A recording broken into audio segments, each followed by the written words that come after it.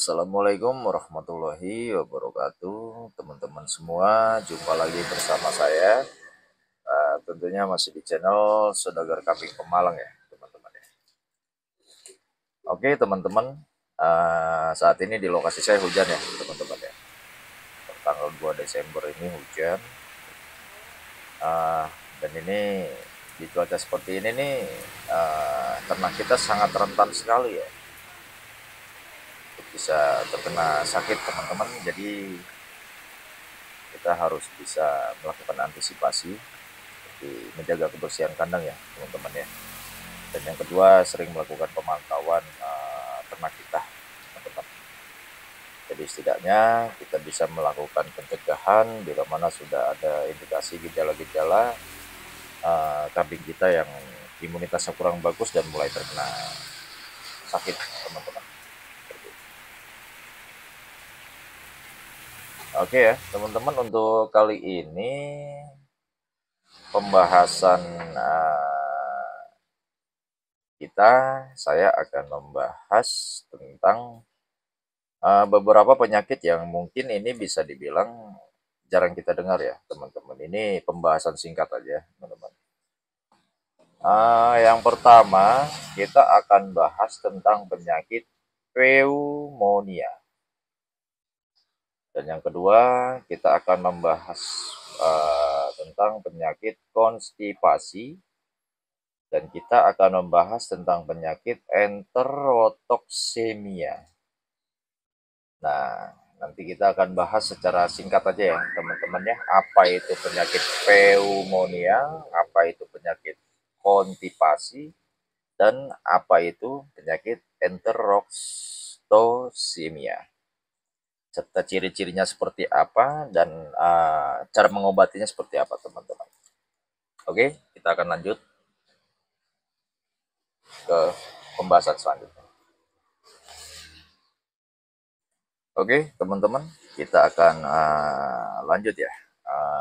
Pembahasan yang pertama, kita akan bahas tentang penyakit pneumonia.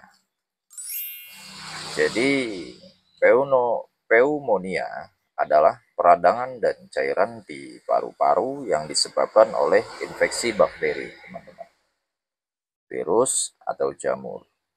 Kondisi ini dapat menyebabkan kesulitan bernafas ya pada kambing kita, kemudian demam dan batuk dengan lendir berwarna kuning, hijau, atau berdarah. Biasanya hal ini bisa terjadi pada kondisi kandang yang kurang terjaga kebersihannya. Di sini kembali penyebab pneumonia di sini yaitu dari kebersihan kandang, teman-teman. Makanya kadang saya sering bilang, dari semuanya itu faktor penting dalam ternak itu yang pertama untuk menjaga kesehatannya itu adalah menjaga kebersihan kandang ya, teman-teman, dan sirkulasinya harus dipastikan juga untuk ternak kita dari kondisi kandang tersebut. Kemudian kita akan lanjut membahas tentang bagaimana sih tanda-tanda pneumonia, teman-teman.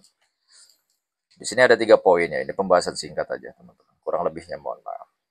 Jadi yang pertama itu nafsu makannya berkurang ya. Itu sangat terlihat pada saat kita memberikan pakan, kambing kita nggak langsung satset ya. Biasanya kan kalau kambing kalau udah jamnya makan dia langsung satset ya. Bangun dan langsung nyamperin dan langsung makan. Dan yang kedua di sini demam dan batuk, teman-teman. Kalau ini sangat terlihat ya. Kalau batuk itu pasti terdengar oleh kita sehingga kita bisa mengecek secara langsung, teman-teman. Dan yang ketiga itu terlihat kesulitan bernapas ya, atau kayak sesak napas, teman-teman, ngap-ngapan mungkin ya. Dan kita akan membahas tentang bagaimana cara mengobati penyakit pneumonia.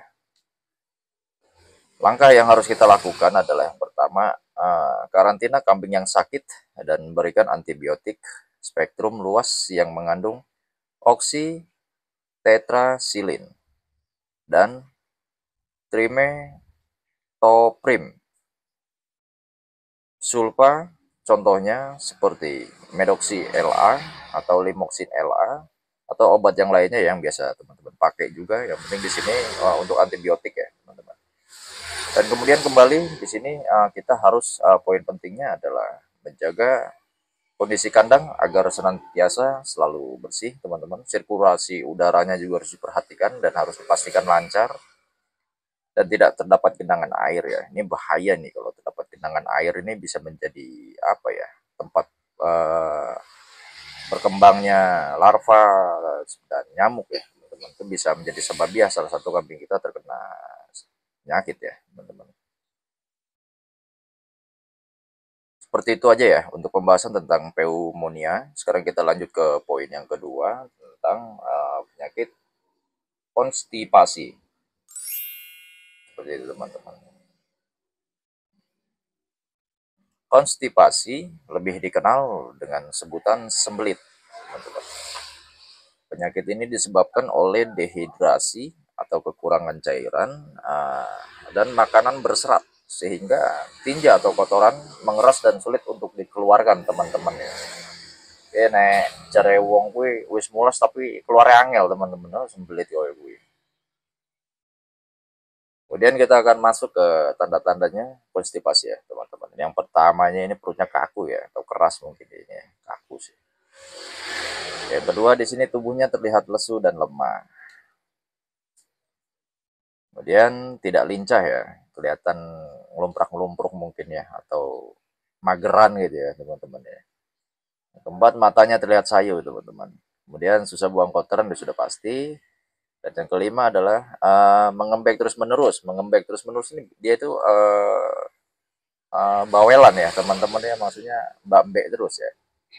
Karena menahan sakit tadi mungkin teman-teman ya, terjadi sakit tadi. Jadi ya mbak terus-terus ada. Seperti itu ya teman-teman ya untuk tanda-tanda konstipasi. Jadi teman-teman kiranya bila mana ada yang kambingnya kurang lebih mengalami tanda-tanda seperti ini, bisa dipastikan itu kambing kita itu terkena konstipasi ya teman-teman. Kemudian kita akan bahas sih, kemudian kita akan bahas bagaimana sih cara mengobati penyakit konstipasi. Di sini ada beberapa cara ya teman-teman ya. Yang pertama itu oleskan sedikit minyak sayur pada anusnya dan korek kotorannya keluar. Jadi kita harus melakukan sedikit pemaksaan teman-teman. Seperti itu pada anus ya teman-teman ya. Selain itu bisa juga dengan menyemprot ke dalam tubuh dengan sabun bayi. Nah nanti nih ada caranya ya teman-teman ya. Intinya di sini yang pertama tadi oleskan sedikit minyak sayur pada anusnya dan korek kotorannya keluar teman-teman. Jadi kita bantu ya, bukan kita menyakiti ya teman-teman ya. Seperti itu.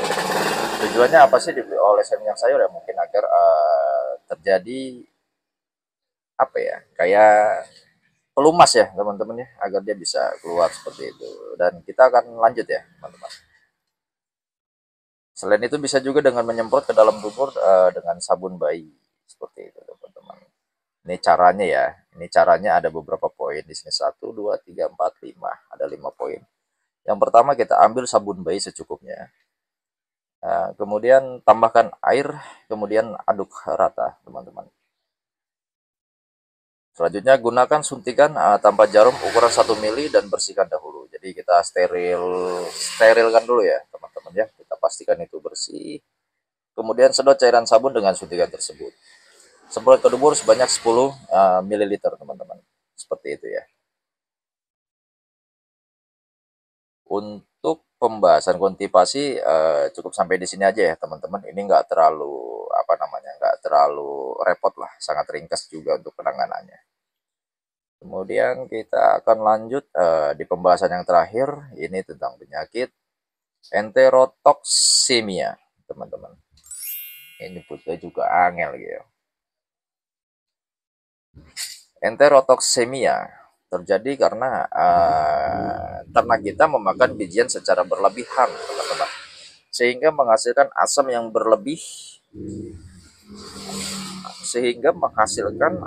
berlebihan oleh bakteri Clostridium perfringens. Bener nggak ini? Oh iya bener teman-teman.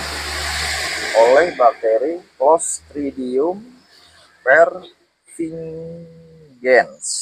Angel namanya, keren juga sih namanya. Kita lanjut ya, kita bahas ke tanda-tandanya teman-teman. Tanda-tanda enterokstomia, toksemia. Tanda-tanda eksterotoksemia. Yang pertama di sini ada 4 poin. Yang pertama itu mukanya berkedut, kemudian demam, giginya bergemeretak, kemudian perutnya bengkak ya teman-teman. Itu bisa dipastikan dari tanda-tanda yang tadi saya jelaskan, yang tadi saya sebutkan. Bila mana ternak kita ada yang mengalami dari tanda-tanda tersebut, bisa dipastikan atau bisa dibilang 70% mengarah ke sakit enterotoksemia teman-teman. Efek dari itu tadi ya, karena kita memakan bijian secara berlebihan ya, sehingga menghasilkan asam yang berlebih teman-teman. Dan untuk mengobati penyakit enterotoksemia, ini cara mengobatinya itu hanya cukup memberikan vaksinasi dan mengurangi makanan yang berbiji tadi teman-teman, seperti itu. Oke ya teman-teman, ketiga penyakit yang bisa dibilang jarang kita dengar tapi sering kita dapati sudah saya bahas secara singkat, dan itu sudah saya ambil dari beberapa data yang saya pelajari ya teman-teman. Semoga informasi yang saya sampaikan bisa menambah wawasan dan bisa menjadi manfaat juga teman-teman. Kembali saya mohon maaf bila mana ada salah dalam menyebut atau menjelaskan, karena di sini konteksnya saya pun masih banyak belajar ya teman-teman, masih dalam proses belajar. Jangan lupa untuk para senior khususnya untuk kritik dan sarannya agar kami bisa terus berkembang. Dan untuk teman-teman, mohon support dan dukungannya. Kembali mohon maaf bila mana ada salah ya teman-teman ya dalam penjelasan yang saya jelaskan, atau salah penyebutan atau salah lainnya. Terima kasih banyak. Harapannya kembali semoga apa yang kita semogakan bisa lekas tercapai, amin.